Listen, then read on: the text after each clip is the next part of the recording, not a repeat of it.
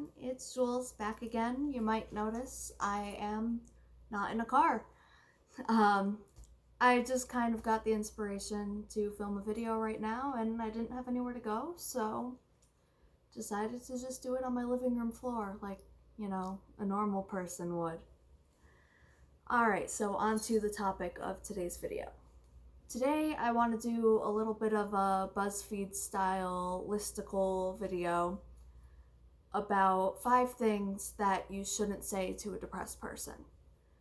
Some of them are more serious than others, some of them just bother me a lot, and just a little disclaimer, I can't speak for the entire depressed community. Wow, that's a depressing name for a community. We need to come up with something better. But yeah, like I said, I can't speak for everyone. These are things that I personally would never want anyone to say to me. And I will explain each one because there are reasons. They're not just pet peeves. So yeah, without further ado, let's just get into it. Number 1 is probably an obvious one, is when people just say, get over it, or get over yourself. That one really pisses me off because depression is a mental illness. It is a real illness. It's a disease of your brain. And to tell someone to get over it is to kind of discount what they're going through. If you tell someone with diabetes to get over it, honey, stop doing that. You wouldn't tell someone with any other disease to just get over it. So I don't think it should be any different for someone with depression. There are ways to work through it, there are ways to recover, but those are very different things than getting over it. Number 2 is when people say it could be worse or someone else has it worse than you. Yeah, someone's always going to have it worse than you unless you are that one unlucky person who has it the very worst out of everyone in the world. But it sure as hell could be a lot better. And how do I phrase this? Depression is something that makes you feel guilty all the time for everything. At least in my case. I have a lot of guilt associated with my depression. In certain depressive episodes, I've convinced myself that I'm the reason for global warming. Like, it's kind of funny when you're not in that position, but while you're in the grips of it, you can convince yourself that everything is your fault, even things that have nothing to do with you. So when someone tells you when you're depressed that someone else has it worse, it's not going to make you feel better about your situation. For most depressed people, you're going to feel worse because now you're feeling bad for this other person who doesn't even exist. I know a lot of depressives like myself feel their feelings very, very deeply, especially when they're having a depressive episode. So now I'm thinking about something that's only going to make me feel worse. And now I'm thinking, I'm ungrateful. I should be more thankful for the things in my life. Why am I so sad? I have it so good. I have so much privilege. Why am I sad? Stop being sad. But it doesn't work like that. Depression does not discriminate based on how good or bad you have it. There are people who live in poverty, who have everything in the world against them, and they don't have a mental illness because it has nothing to do with that. The richest people in the world, a lot of them are depressed. Has nothing to do with that either. So I guess what I'm trying to say is anyone from any background can fall prey to depression because depression doesn't care who you are. So telling someone who's depressed that someone else has it worse than them really isn't going to help, and it will probably make things worse. So try to refrain from that one. It's kind of like that old saying that parents use when their kid doesn't want to eat, saying, oh, children in Africa are starving. When I was a kid, that didn't work on me. It's like, do you want me to ship my food to them? I don't know. Anyways, let's move on. Number 3 is a little bit of a controversial one. It's when someone tells you to just pray on it or says that they're praying for you. And I grew up Catholic. I was very, very Catholic for a good part of my life. Now, I've kind of fallen away a little bit. I'm not as devout as I once was, I guess you could say. But I still have my thoughts about religion. I still think about it. I still pray.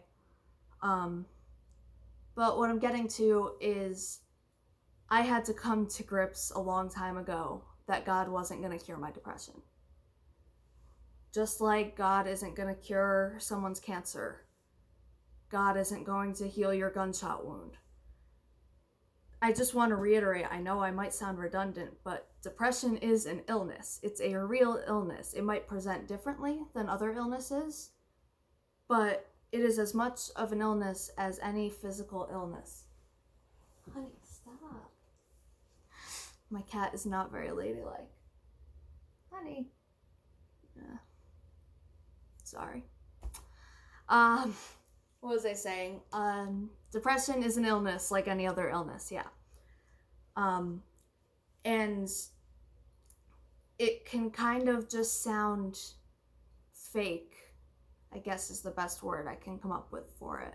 When someone just tells you, oh, I'm praying for you, thoughts and prayers. It's like, no, I need more than that. Just kind of don't say anything if you're not going to say anything that's going to be productive. Because I have a theory that most of the people who claim to be praying for you a lot of times say that and they think that is the praying. I don't think they're going to go home at night and actually pray for me. If someone is praying for me, wonderful. Thank you. I really, really appreciate that because I think prayers do work. They do have their place, but I think psychotherapy and psychiatry also work. And they have a huge place in my life and the lives of other people who are mentally ill. So if you tell me to just pray on it, I'm probably not going to get better. I know religion is a huge coping tool for a lot of people. Praying can help a lot of people get through difficult times, but a prescription for prayer never got rid of my symptoms. I tried it for a long time, but it's only when I started getting medical treatment for my depression that anything started to get better at all. So, yeah, don't tell someone you're praying for them or tell them to pray on their depression unless you're willing to help them in other ways as well, because prayer isn't going to cure them. At least probably not. I mean, I'm never going to say never, but based on my experiences, prayer alone isn't fixing anything. So, all right, move on again. Number 4. I don't like this one. People say, I heard blank works great for that. And this is different from someone who's been there telling you what helps them. That's a completely different thing. This is when, a random lady on the street is like, oh, I heard if you use essential oils, then your depression will go away. And, excuse my language, it's bullshit. All of that's bullshit. I am a firm believer in medicine and psychiatry and psychology and therapy. I believe in all of those things way more than I believe in essential oils. Again, natural solutions can help ease symptoms. It could help your mood, but it can't cure your mood disorder. That's the difference. And it's the same thing when someone says, well, just eat healthier, go exercise. The whole point is that I'm depressed.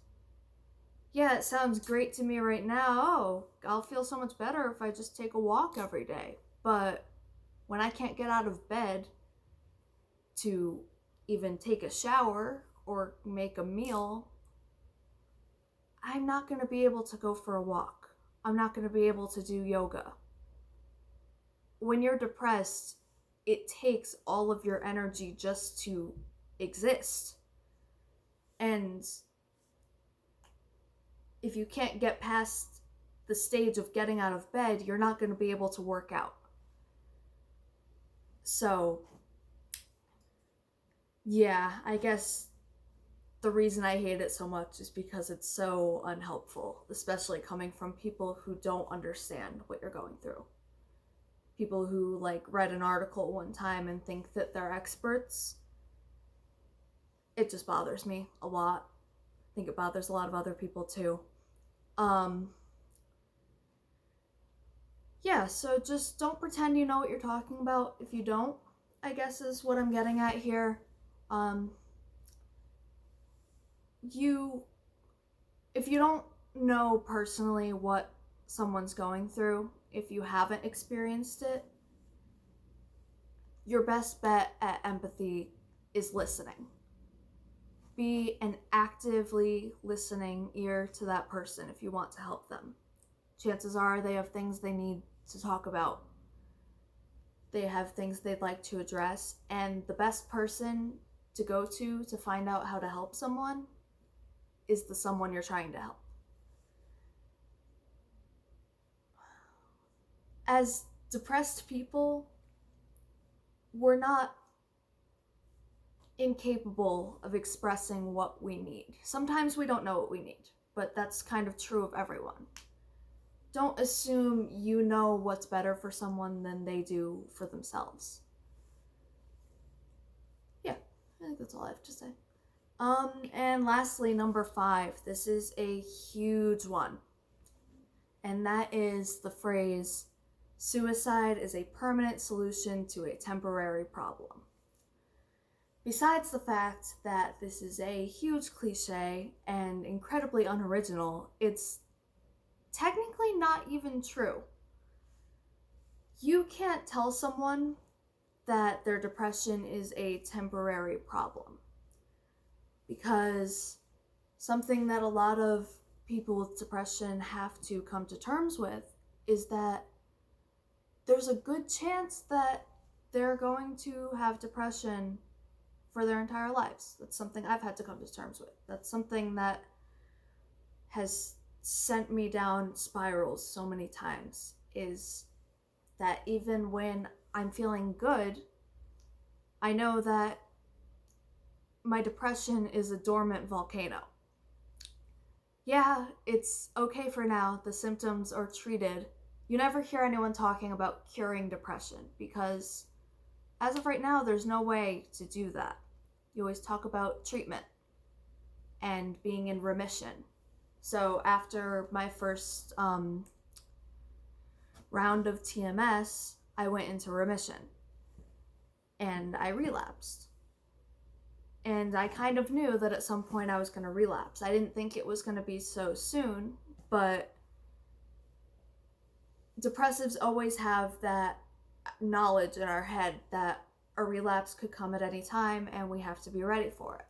That doesn't mean you can't be prepared. That doesn't mean that our symptoms aren't in check. But technically, the problem of depression isn't really temporary. The problems that might have directly led up to someone's suicidal ideation could be temporary. And I'm not trying to say there isn't hope or treatment available, because there is. So I just want to make it abundantly clear, I'm not condoning suicide. I'm not saying don't tell someone not to kill themselves. But just don't use that phrase anymore. I mean, I don't know how long that phrase has been around, but I just want to kind of slap whoever first invented it, because it's so unhelpful. it's ridiculously unhelpful. It's very unoriginal. It just sounds like you don't want to come up with something personal to say to someone. So you just say, hey, I remember hearing this one time, and then you say it. And it just sounds very impersonal. It sounds like you don't really care. And I guess it also, just another thing that bothers me is that it assumes that there is a specific problem that led up to someone feeling suicidal. Because a lot of times there isn't. That's one of the problems I have with that TV show, 13 Reasons Why, is that it kind of gives into that narrative that there are always reasons. There really aren't. A lot of people who have been suicidal will tell you that it was either a lot of things that led up to it, or just being sick and tired of being sick and tired. That is a lot more common than having something happen in your life and that one event making you suicidal. So yeah, I guess that's something I think we should talk more about, is that suicide doesn't usually just have one trigger. Suicidal ideation can come for a variety of reasons, but it's usually not just one thing. And it almost always comes after a bout of serious clinical depression. And if your mental health activism stops at the phrase suicide is a permanent solution to a temporary problem, you're not really helping anyone. I'm sorry to say it, but if that's what you're gonna tweet on Mental Health Awareness Day, just save it. It's not really helpful. It just makes it sound like you wanted to say something, but you didn't want to come up with something to say. I'm sorry if that's harsh, but I have heard that phrase way too many times, and I think it should just be abolished at this point.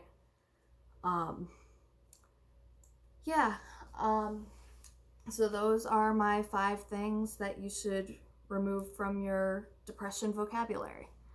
And I just want to reiterate what I said at the beginning. I don't speak on behalf of all depressed people. I don't speak on behalf of the mental illness community.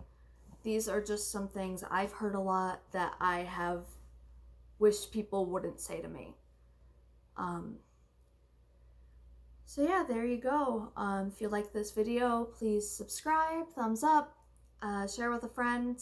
I really have enjoyed making these videos. It's something I've wanted to do for a while, and I'm glad that I'm finally doing it, because it feels good to get my thoughts out there and to hopefully be a voice for people like me who struggle with depression every day. So I think that's all for today. I'm so sorry that my cat is not being a lady, but oh, she's mad. All right, thank you everyone for watching. I will hopefully see you soon. Bye.